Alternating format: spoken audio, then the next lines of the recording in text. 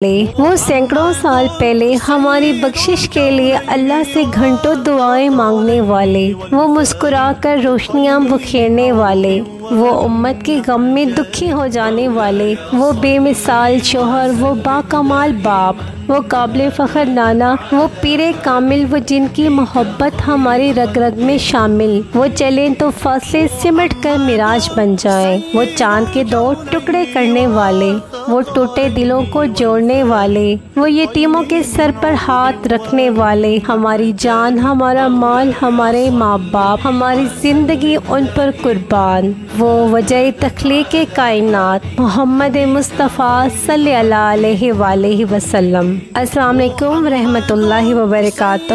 آج کا میرا موضوع حضرت محمد صلی اللہ علیہ وآلہ وسلم کے اخلاق کے بارے میں ہے۔ پیارے نبی صلی اللہ علیہ وآلہ وسلم نے جب اعلان نبوت کیا تو کل عرب آپ کے جانی دشمن بن گئے۔ پھر ایذا رسانیوں کا نہ ختم ہونے والا سلسلہ شروع ہو گیا۔ کئی بار آپ پر جان لیوا حملے بھی کیے گئے، ہر طرح سے آپ کو ستایا گیا، آپ کی پشت پر اوجری ڈالی گئی، آپ پر پتھر برسائے گئے جس سے آپ کا پیر لہولہان اور خون آلود ہو گیا، آپ کے دندان مبارک کو شہید کیا گیا جس سے آپ کا منہ خون سے بھر گیا۔ الغرض آپ کے دشمنوں نے آپ کو دردناک ایذا رسانیوں سے دوچار کیا، لیکن قربان جاؤں پیارے نبی صلی اللہ علیہ وآلہ وسلم کے حسن سلوک پر کہ آپ نے کبھی بھی اپنے دشمنوں سے ان کی ایذا رسانیوں کا بدلہ نہیں لیا۔ حضرت جابر بن عبداللہ رضی اللہ عنہ فرماتے ہیں کہ ایک دفعہ ہم نے پیارے نبی صلی اللہ علیہ وسلم کے ہمراہ نجد کی جانب سفر جہاد کیا، پھر پیارے نبی صلی اللہ علیہ وآلہ وسلم اور ہم بڑی کانٹے دار درختوں والی وادی میں پہنچے۔ آپ صلی اللہ علیہ وآلہ وسلم ایک درخت کے نیچے جلوہ افروز ہوئے اور اپنی تلوار اس درخت کی ایک شاخ کے ساتھ لٹکا لی۔ باقی اصحاب آرام کی غرض سے دوسرے درختوں کے سائے میں ادھر ادھر بکھر گئے۔ پھر جب صحابہ حضور اکرم صلی اللہ علیہ وسلم کے پاس آئے تو حضور اکرم صلی اللہ علیہ وآلہ وسلم نے فرمایا کہ جب میں سو رہا تھا تو میرے پاس ایک شخص آیا اور اس نے تلوار اٹھا لی۔ جب میں بیدار ہوا تو دیکھا کہ وہ شخص میرے سر پر کھڑا تھا۔ میں نے دیکھا کہ وہ شخص ہاتھ میں سونتی ہوئی تلوار لے کر کھڑا ہے۔ اس نے مجھ سے پوچھا، اے محمد، اب آپ کو مجھ سے کون بچائے گا؟ میں نے جواب دیا، اللہ۔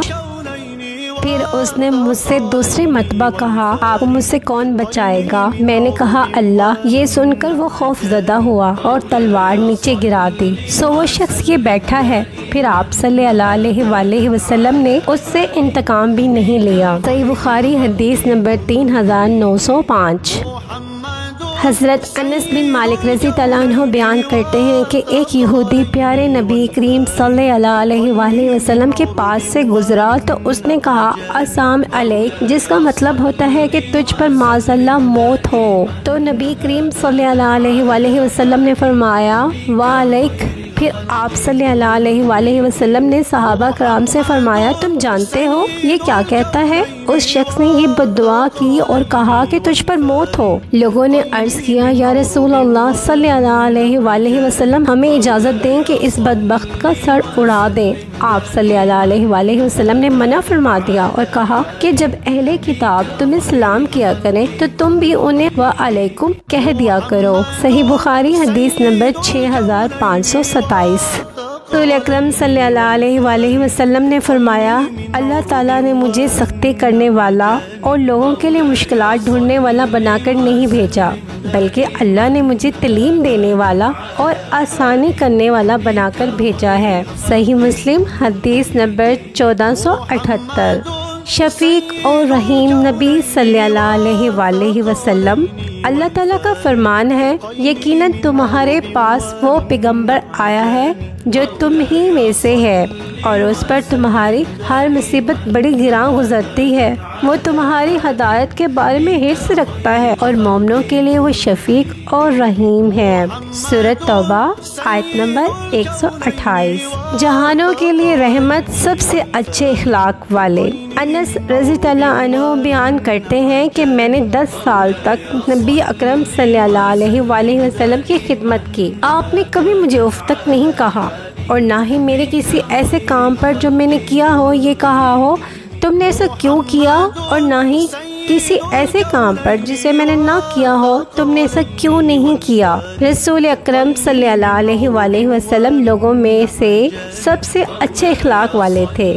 جامعہ ترمذی حدیث نمبر 2015۔ ہشام بن عامر بیان کرتے ہیں کہ میں نے حضرت عائشہ رضی اللہ عنہا سے کہا، اے ام مومنین، مجھے رسول اکرم صلی اللہ علیہ وآلہ وسلم کے اخلاق کے متعلق بتائیں۔ حضرت عائشہ رضی اللہ عنہا نے پوچھا، کیا تم قرآن نہیں پڑھتے؟ میں نے کہا، کیوں نہیں؟ حضرت عائشہ رضی اللہ عنہا نے فرمایا، نبی کریم صلی اللہ علیہ وآلہ وسلم کا خلق قرآن تھا۔ سبحان اللہ۔ صحیح مسلم حدیث نمبر 746۔